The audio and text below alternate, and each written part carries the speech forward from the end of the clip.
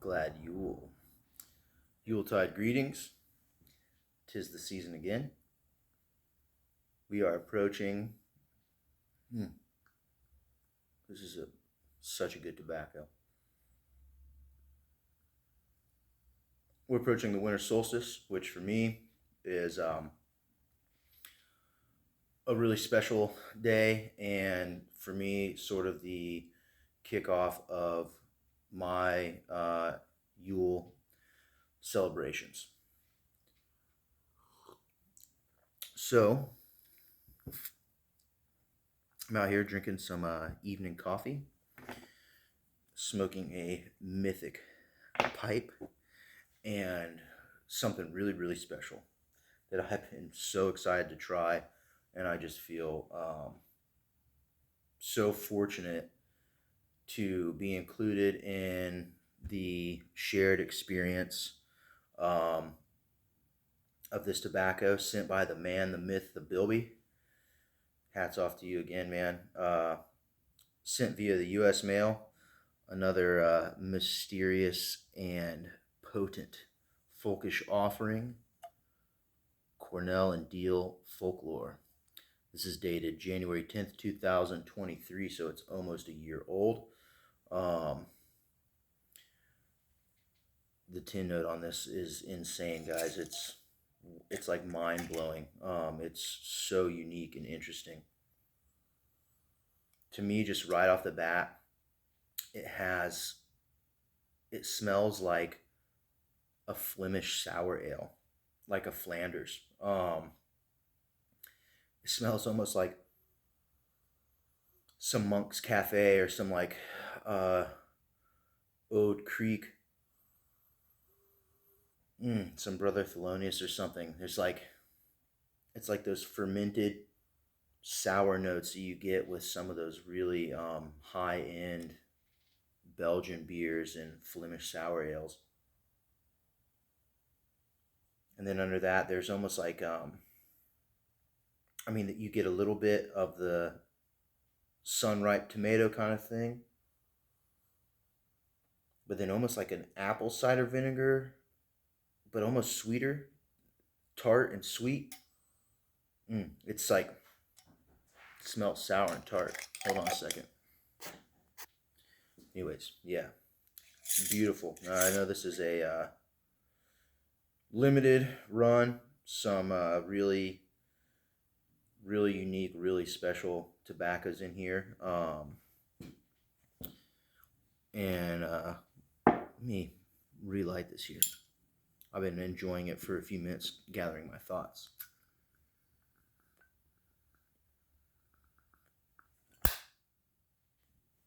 Yeah.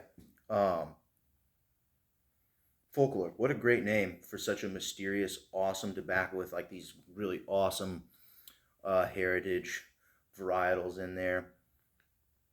A really special offering from Cornell and Deal.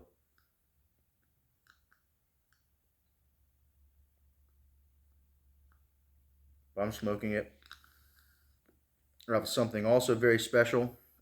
My 100-plus-year-old Tyrolean pipe.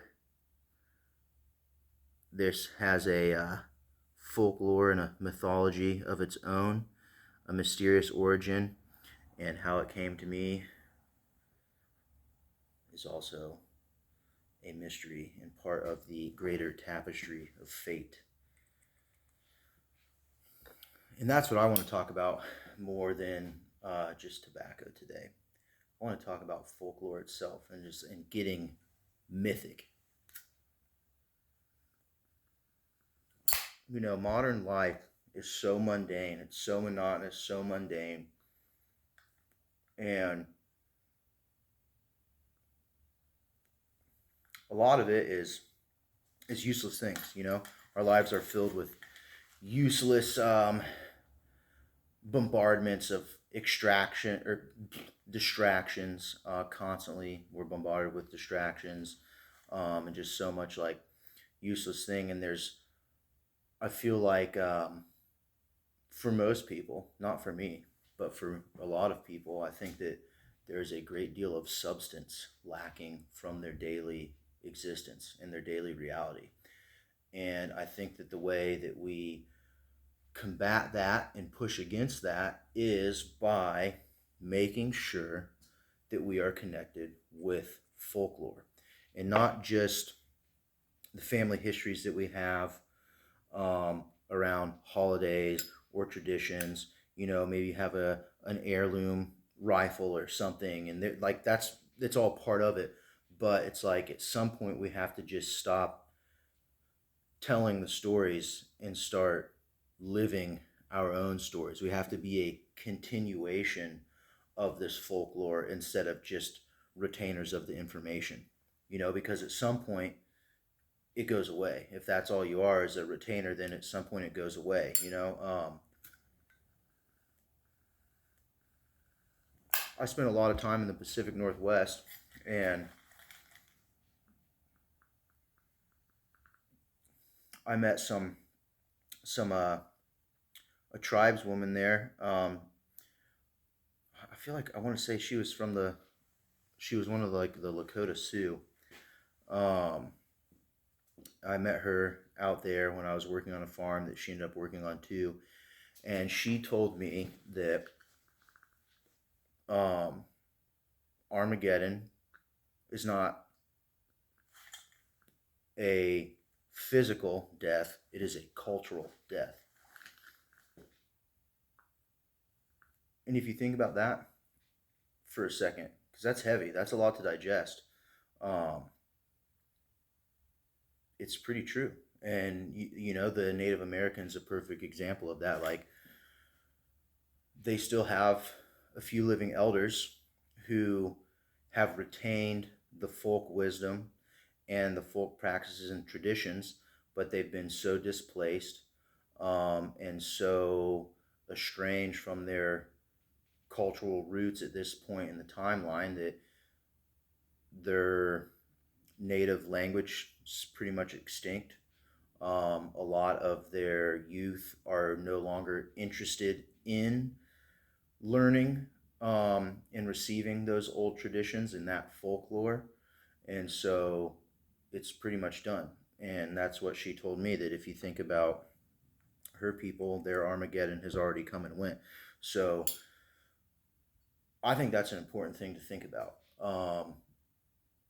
And I think folklore is so much more important and heavy and crucial to our everyday life and who we are as a people, whatever kind of background, heritage, um, all that stuff, whatever your background is, it's really, really important. And to remember that Armageddon, in that sense, the apocalypse, in that sense, um, is not a total physical destruction, but a cultural destruction, a slow corroding of it until it's very small and there's not much left of it, or total obliteration, which has happened throughout the timeline of human history as well.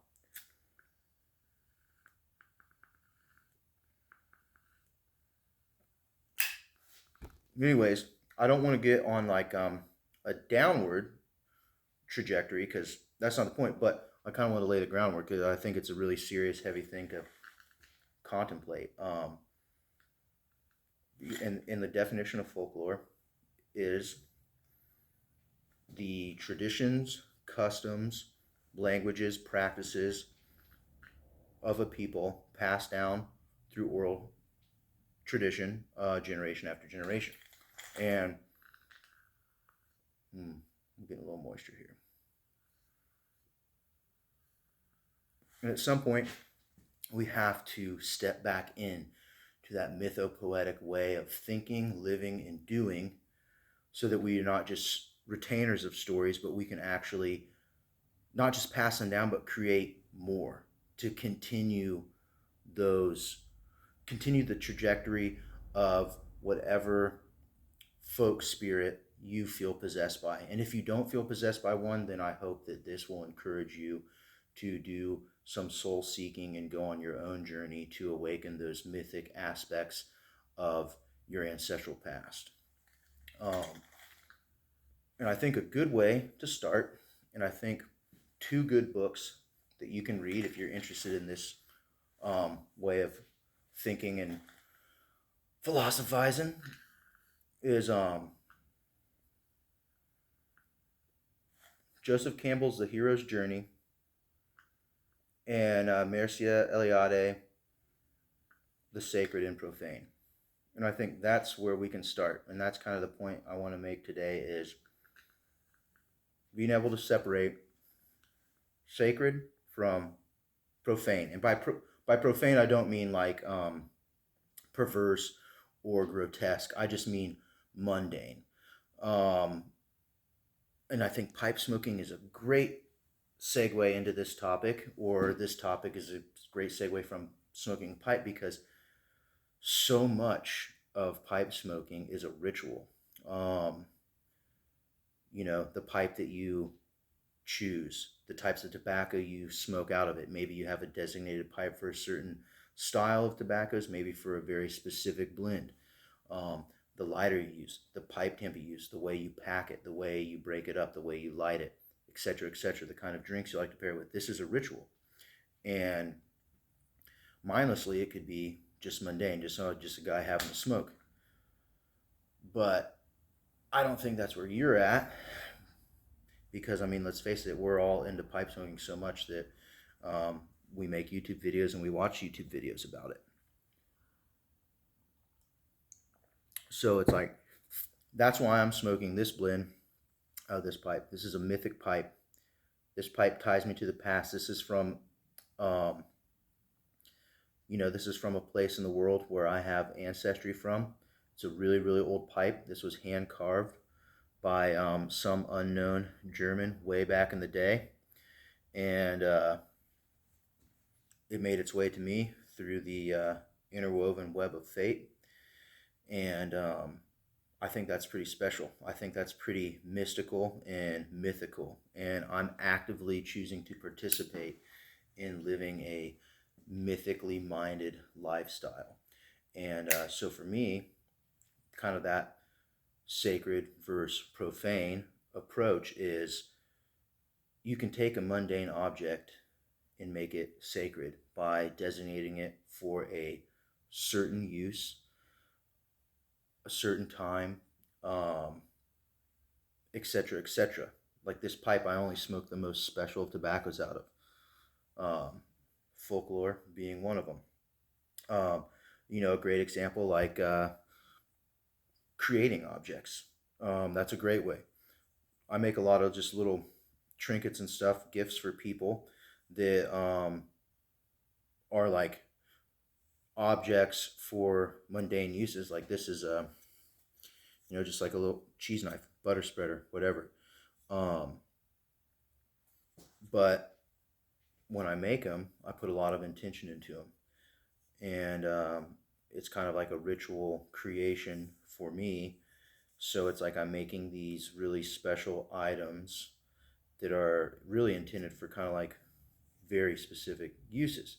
So that's like, in my mind, that's like a great way. Special coffee mugs, like that's a great way. Just and without rambling on too much or boring you all, I hope you can see kind of what I'm getting at with this is you can choose to remember that things are sacred and things can be sacred, and that as a mystical, magical being possessed of great power, the human being, you have the authority to basically transmute mundane objects into sacred objects and approach them and interact with them in a sacred and mystical way that will heighten and enhance your overall well-being and your daily life and the routines of your daily life. It will help you transcend the mundane wavelength that daily life often falls into and constantly have it be interrupted with things that are more magical in nature, more special in nature. And because I think when I think of traditional people that folklores came from, I don't think that they lived in two worlds so much as we did. I think life was harder to come by, survival was more real and more raw, and because of that, things to them I think were so much more precious. I think, everything was more precious. Life was more precious. Food was more precious. The very land that they lived on was more precious. Um, the way that they interacted with that land and got their food, got their water, raised their children to know it, etc., etc. All these things were sacred and precious. And in my opinion, all religious thought ultimately stems from some aspect of ancestral veneration. So it all to me it all kind of boils down to that. And I won't dive into that one too much because we could unpack a lot on that. But yeah, I think it's honoring the ways of your ancestors, because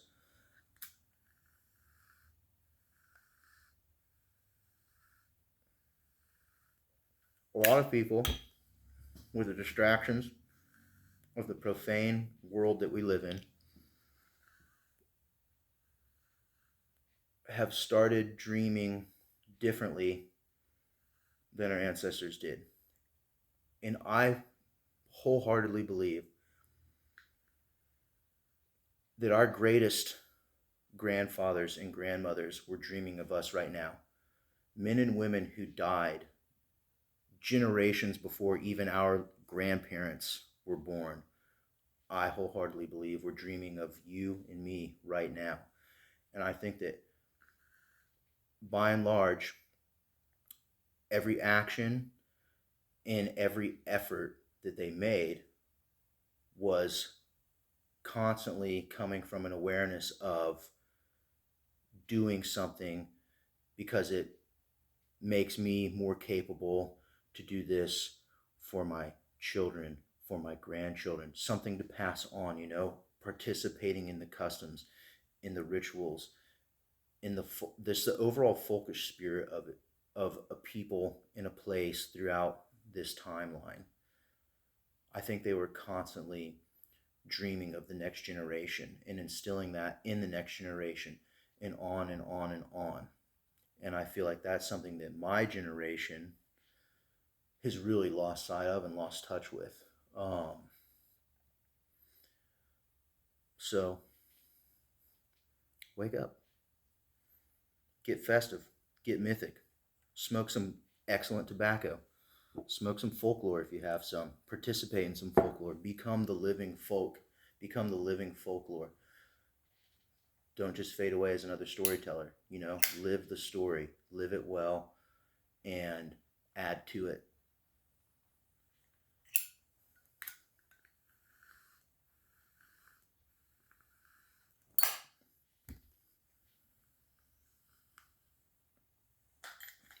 Smoke tobacco, be holy.